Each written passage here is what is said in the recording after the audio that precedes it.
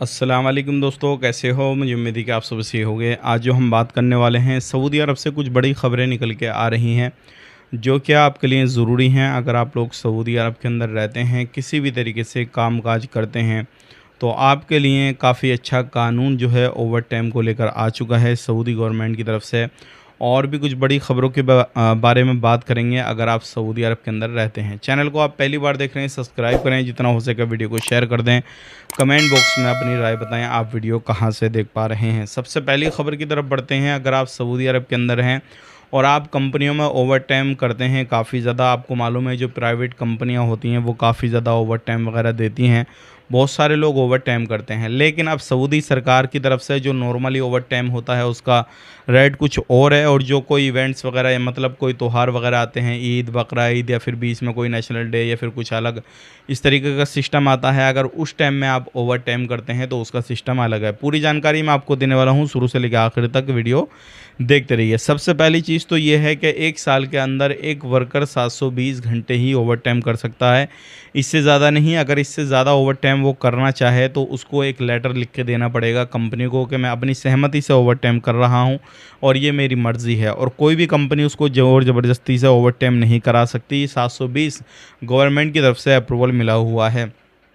अगर बात करते हैं तो जैसे ही कोई बंदा ओवरटाइम नॉर्मली करता है, जो नॉर्मल दिन होते हैं उन दिनों में करता है, और कोई त्यौहार आता है किसी भी तरीके से, चाहे वो ईद हो, बकरा ईद हो, या कोई नेशनल डे हो, या फिर कोई और डे हो किसी भी तरीके का, अगर कोई कंपनी उस टाइम में उसको ओवरटाइम देती है तो उसको फिर 150% ज़्यादा पेमेंट करना पड़ेगा जो नॉर्मली ओवरटाइम होता है उसके हिसाब से।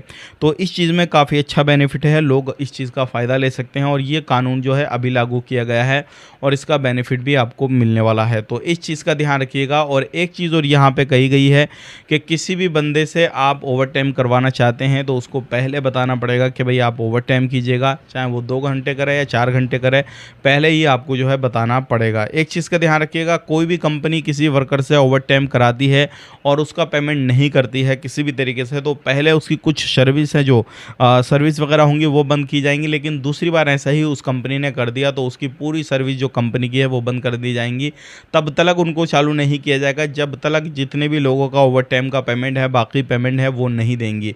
अगर नहीं देती हैं तो कंपनी के ऊपर एक बड़ा एक्शन लिया जाएगा और कंपनी की फाइल वगैरह भी जो है वो क्लोज़ की जा सकती है।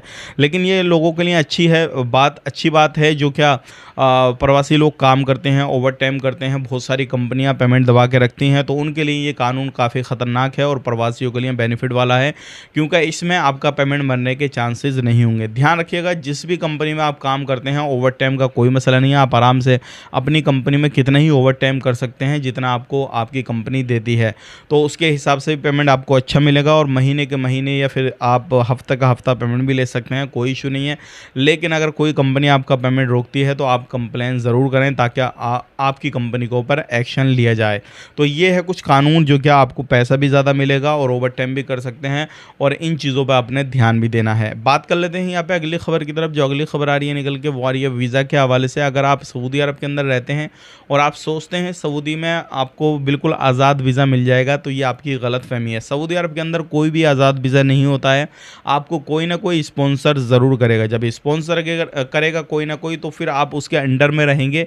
वो भले से ही आपको आज़ाद कर देगा कि भाई कहीं पे भी काम कर ले, आप उसकी तरफ से आज़ाद हुए हैं, गवर्नमेंट की तरफ से आज़ाद नहीं हुए हैं। इस चीज़ का ध्यान रखिएगा। तो उस कंडीशन में अगर आप कहीं पे पकड़े जाते हैं तो उस कंडीशन में आपके कफिल की जिम्मेदारी रहती है कि वो छुटाए, लेकिन जो कानूनी कार्रवाई आपके ऊपर की जाएगी, अगर काम करते हुए पकड़ गए आप, तो फिर वो एक इलीगल तरीका है। आप उसके पास काम नहीं कर रहे थे जिसका वीज़ा था, तो ये सऊदी अरब के अंदर इलीगल है, और इसको देखते हुए अगर आप कहीं पर भी पकड़े जाते हैं तो फिर आपको डिपोर्ट किया जाएगा। तो आज़ाद वीज़ा वाले जो भी हैं वो सावधान रहें, सतर्क रहें। बिल्कुल ऐसा नहीं आप घूमते फिरते कहीं पर भी आप ऐसा चेकिंग हो जाए, कुछ भी हो जाए, अपना इकामा दिखा के जो भी है वो आप छूट जाएंगे, कोई परेशानी नहीं है। अपना इकामा दिखा के चले जाएंगे, लेकिन काम करते हुए नहीं पकड़ने चाहिए। इस चीज़ का ध्यान रखिएगा। आज के लिए इतना ही। वीडियो देखने के लिए बहुत बहुत शुक्रिया। चैनल को सब्सक्राइब कर लें। आप अपना ख्याल रखें, अपनी फैमिली और ख्याल रखें। Take care, bye bye.